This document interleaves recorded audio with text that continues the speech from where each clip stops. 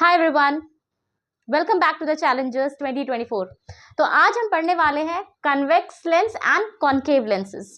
तो मैं ये लेकर आई हूँ आप लोगों को दिखाने के लिए। So just take a look, this is a concave lens. When you will touch it, जब आप इसे छुएंगे ना तो आपको पता चलेगा कि ये बीच में थोड़ा इनवर्ड्स कर्व्ड है। Okay, so this is a concave lens and this is a convex lens. Okay, when you're going to touch it you will feel कि बीच में at the center it is bulged. All right, so just look here. So the center one, if it is bulged, this is the convex lens. and if the center, अगर center में क्या है, थोड़ा inwards curved है इस तरह से, concave, cave, you remember that cave word. okay, just like concave mirror. ठीक है, तो बीच में अगर ये inwards curved है like this, तो ये क्या है, concave lens, and this is a convex lens. and the difference between mirror, convex mirror and concave lens, the difference between lens and mirror is that कि mirror में बस एक reflecting surface होता है. okay, mirror में एक reflecting surface होता है और lens में दो reflecting surface है. एक बार light यहाँ से reflect होगा, enter करेगा lens में, और यहाँ से बाहर निकलेगा. ओके, सो यहाँ पे this is one surface and this is the second surface. The same with the convex lens also.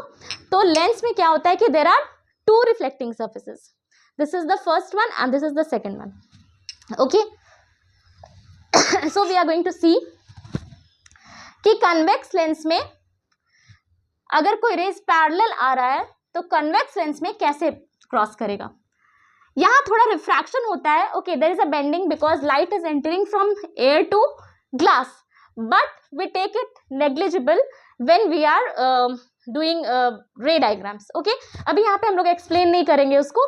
जब प्रिज्म पढ़ेंगे तो फिर हम लोग डिटेल में देखेंगे कि ग्लास में कैसे रिफ्रैक्शन हो रहा है. ओके, तो अभी हम लोग इसे will just, since it's negligible, bending is there क्योंकि रिफ्रैक्शन तो होगा.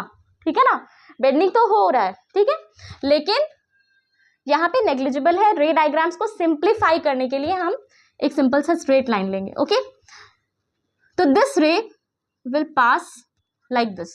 ओके, और ये रे भी कुछ इस तरह से क्रॉस करेगा. And since this ray is parallel, just incident parallel to the principal, मतलब प्रिंसिपल एक्सिस पे ही है ये रे, तो it will go straight. Okay, तो कॉन्वेक्स मिरर में हमने देखा था, क्या देखा था, convex mirror is a converging mirror. Similarly convex lens also is a converging lens and this point is known as the focus. Alright, now let's come to concave lens. तो अब concave lens में भी हम क्या देखेंगे, after passing it will diverge.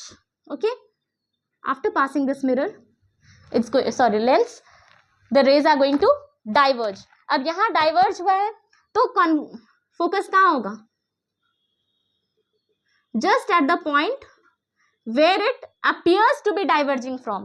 ठीक है, कौन सा पॉइंट फोकस होगा, जहां ये appear कर रहा है कि ये यहां से डाइवर्ज हुआ, जिस पॉइंट से appear हो रहा है कि इस पॉइंट से डाइवर्ज हुआ. So this is the focus. So this is the real focus and this is the virtual focus.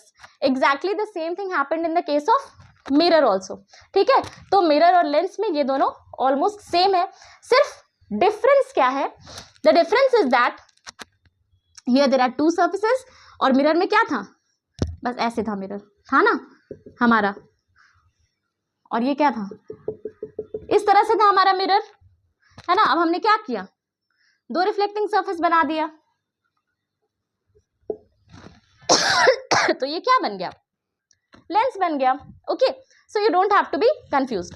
Okay, but here one thing you have to understand कि यहाँ पे दो रिफ्लेक्टिंग सरफेस है. तो मिरर हम क्या जानते हैं कि mirror is a part of the sphere. ठीक है, तो एक रिफ्लेक्टिंग सरफेस एक पार्ट का हो गया स्फीयर. ठीक है, एक स्फीयर का पार्ट हो गया, और दूसरा रिफ्लेक्टिंग सरफेस भी तो होगा, एक किसी स्फीयर का पार्ट होगा या नहीं. Let's see here, I just take this lens.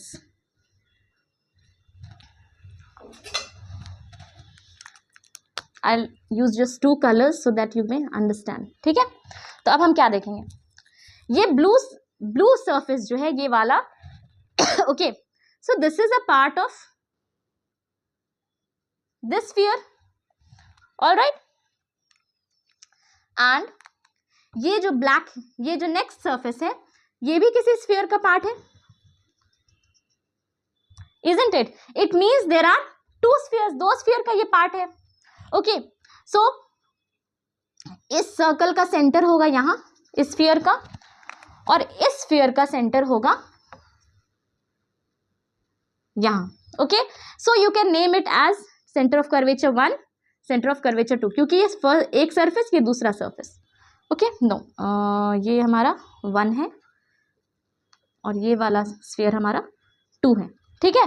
तो 1 सरफेस का ये सेंटर ऑफ कर्वेचर हो गया, और 2 इस पार्ट का लेंस का सेंटर ऑफ कर्वेचर हो गया ये C2. So there are 2 center of curvatures.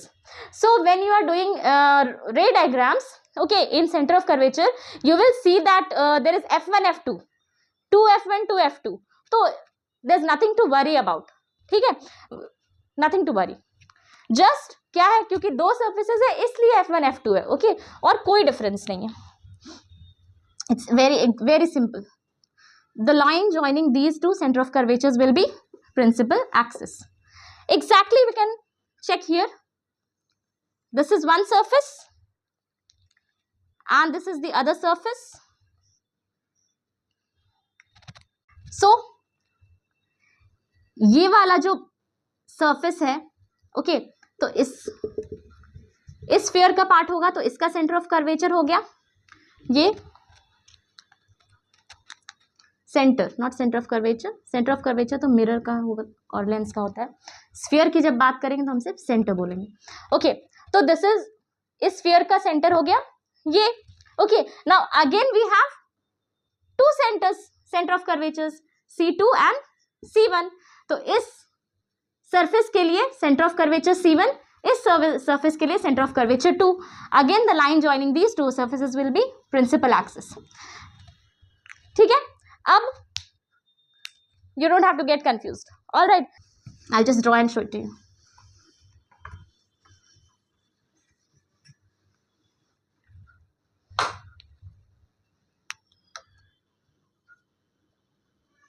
ये हमारा प्रिंसिपल एक्सिस है, let this be F1, this is 2F1, this is F2 and this is 2F2. 2F2 क्या है, double of focus is centre of curvature, ये C है, ठीक है, इस स्फीयर का C है, सेंटर ऑफ कर्वेचर है, okay, this way only you have to do. जब रे डायग्राम्स करेंगे तो F1 F2 कहाँ से आया, आप समझ आ गया है ना, आप क्लियर है, क्योंकि 2 सेंटर, 2 सरफेस है तो 2 स्फीयर का पार्ट हो गया, इसलिए 2 centre of curvature, 2 focus, alright. Here also this is F1, this is 2F1, this is F2, this is 2F2, okay.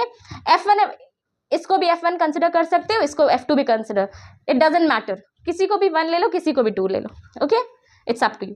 So this way only first we are going to draw that diagram. ऐसे ही हम start करेंगे ray diagram start banana.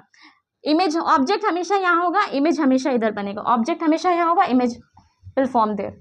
It depends upon the situation, कभी कभी image इधर भी बनता है, but object will always be placed here in front of the lens, okay. So now in the next part, first we will see the principles of formation of the images in lenses, and then